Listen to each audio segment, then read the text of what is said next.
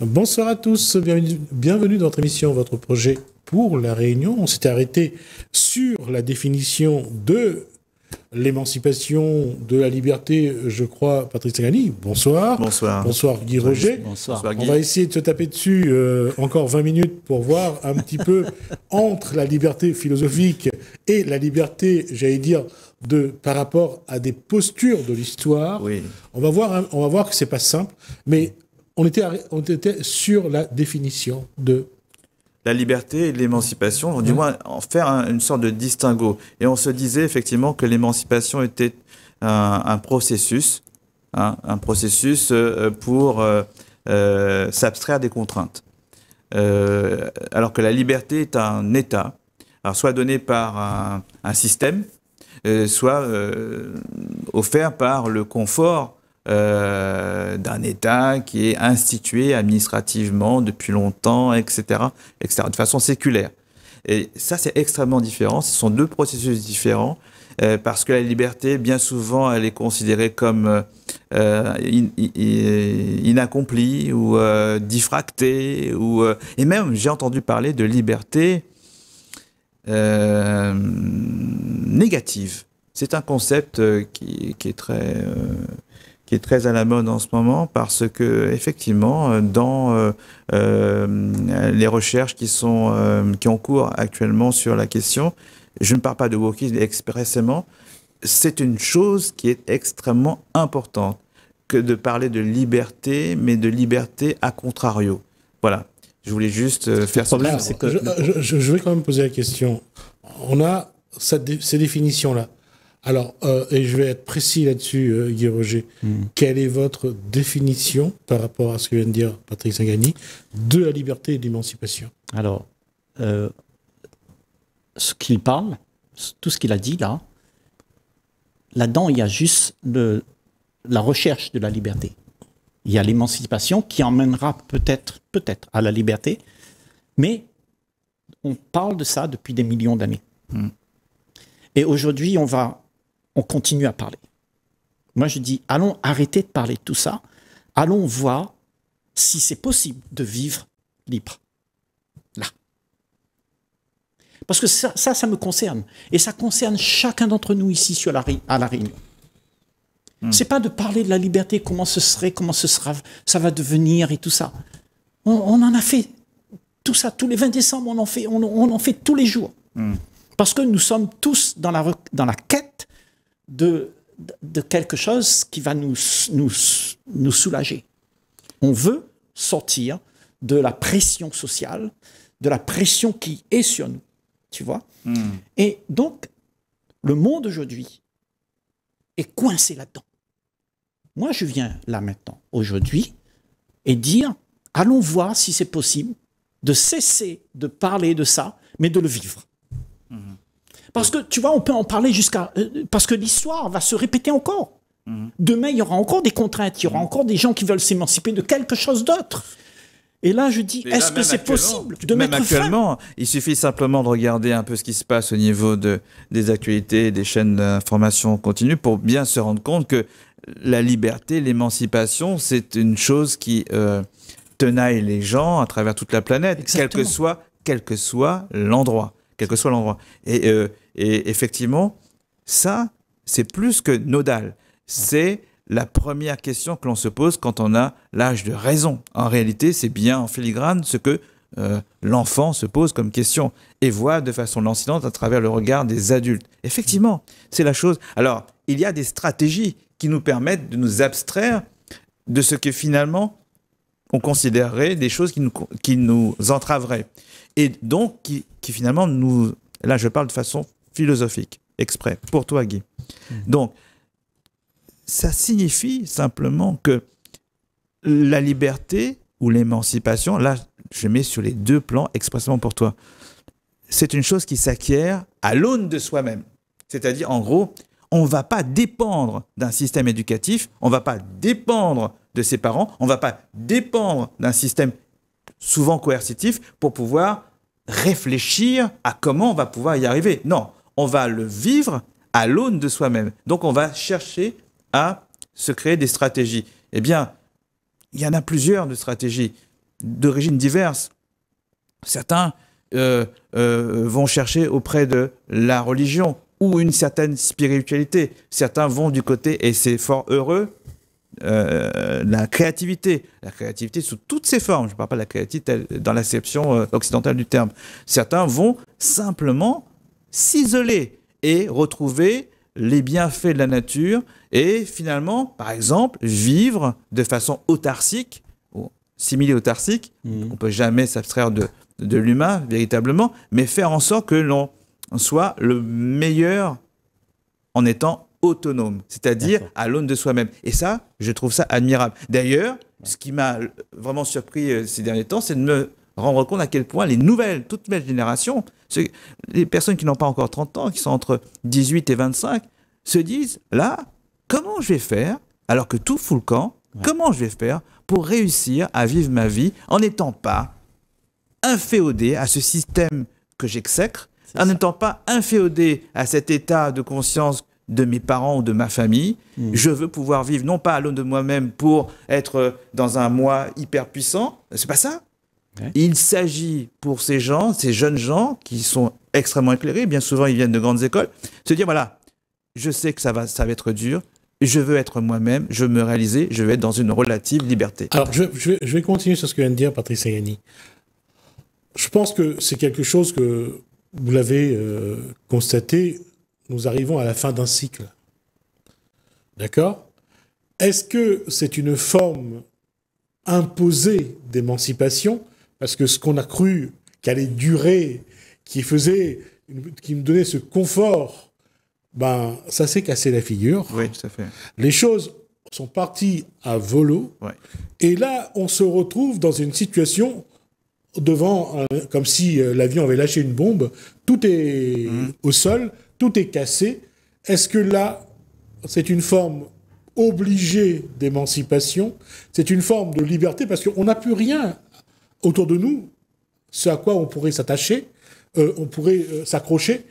Et là, on se retrouve face à j'allais dire, à un terrain qui a été vraiment ravagé. Tout est cassé. Il faut repartir, il faut reconstruire. Est-ce que c'est une façon de dire on a la liberté de recommencer? Oui, mais tu vois, cette liberté que tu vas prendre d'un terrain neuf, la liberté n'existe pas là, dans ce terrain neuf. Pas sur le terrain, mais en toi. Oui, justement. Est-ce que toi, tu vas pouvoir vivre une liberté? Oui, ça veut dire que tu as abandonné tout ce que tu sais.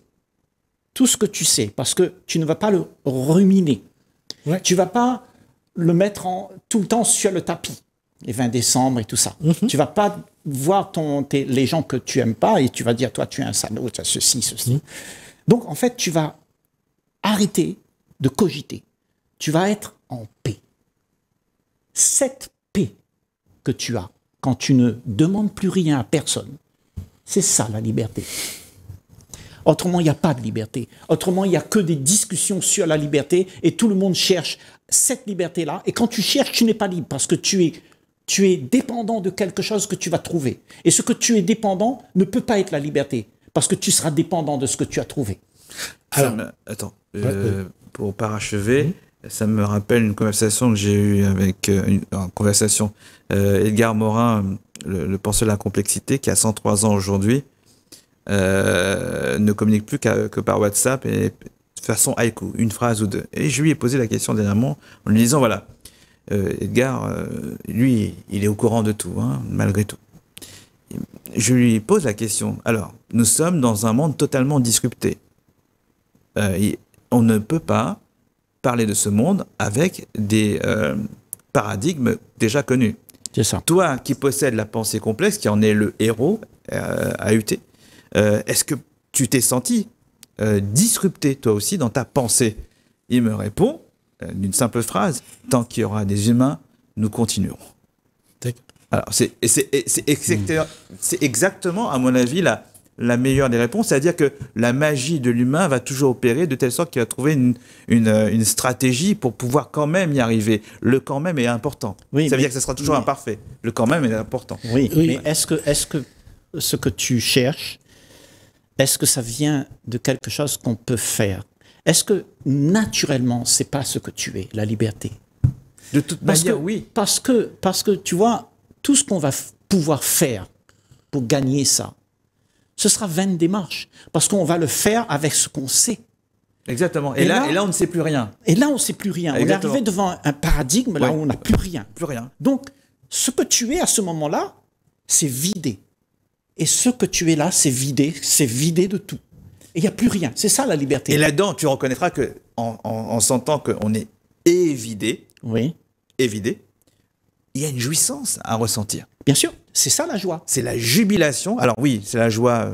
La joie de vivre. C'est celle de Spinoza. Oui, c'est la joie. Exactement. Et c'est à partir de cette joie qu'on a du mal d'ailleurs à transmettre alentour, à partir de cette jubilation intérieure, que tout peut, pas seulement recommencer, mais tout peut être, mais déjà en l'ayant affirmé en soi-même, c'est-à-dire en ayant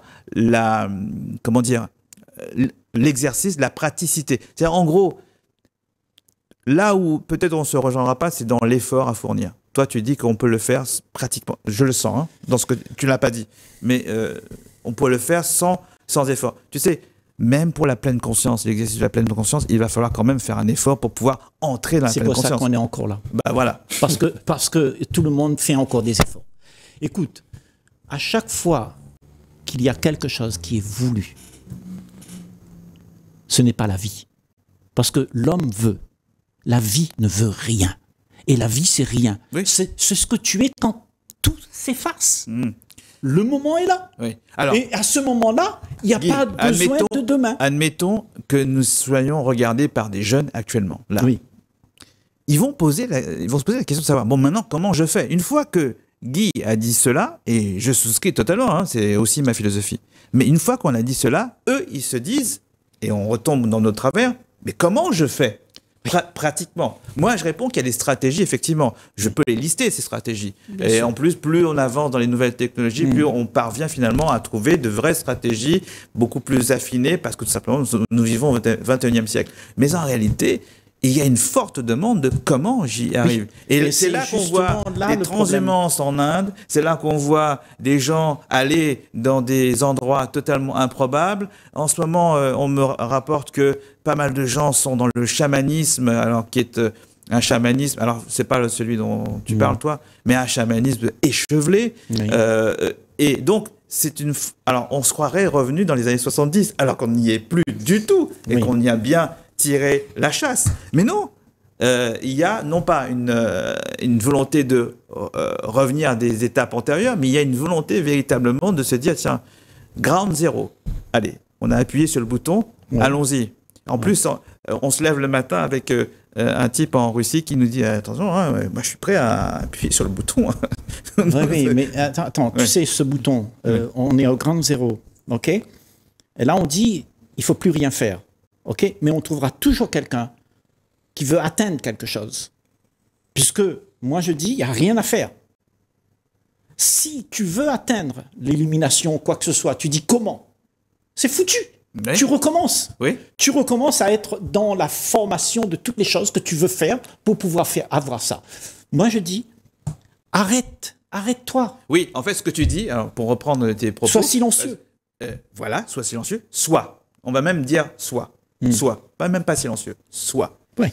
Et tu sais que, alors je reviens avec les jeunes, c'est inconsistant le soit. Oui, justement. Ils prendront 40 ans pour le comprendre. Oui. Tu comprends? Ils prendront 40 ans pour le comprendre. Et la question sous-jacente, c'est celle que je pourrais te poser, c'est est-ce que, comment, non pas ramener ces 40 ans à rien, non, c'est impossible, mais comment finalement enseigner ça dès le plus jeune âge, je veux dire, dès la primaire. Oui. C'est-à-dire faire en sorte que, justement, au moment où ils se posent les meilleures questions, 3, 4, 5 ans, à ce moment-là, instiller cela. Il faudrait des Guy Roger, tu vois, qui iraient dans chaque école maternelle pour justement sensibiliser à ce qu'ils sont déjà en train d'expérimenter, mais maintenant, parce qu'ils sont dans une école, ils sont en train d'en faire des questions, d'en faire un propos concerté. Et c'est pourquoi, effectivement, j'en finis, vas-y. C'est pourquoi, effectivement, je crois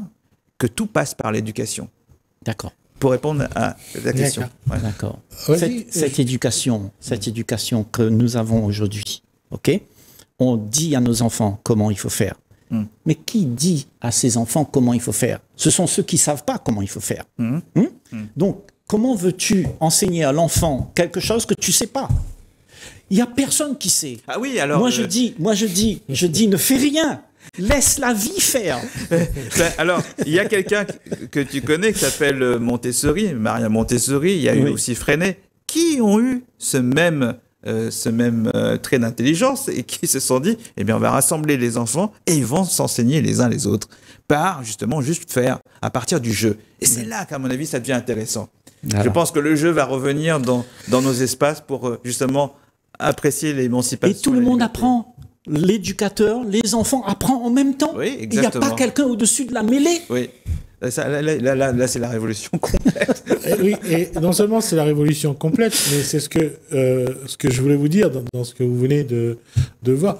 Quand on prend les philosophes de notre histoire, on écoute leur façon ne serait-ce que d'être cartésien parfois, ou le fait de douter toujours, donc de ne pas exister pleinement, finalement. Pas de conclusion, quoi. Voilà, pas de conclusion. Pas de conclusion. Oui, pas de conclusion. Est-ce que c'est une façon d'être qui amène la liberté, par exemple? Bien sûr, parce que quand il n'y a pas de conclusion, il y a la liberté. Voilà. C'est une posture.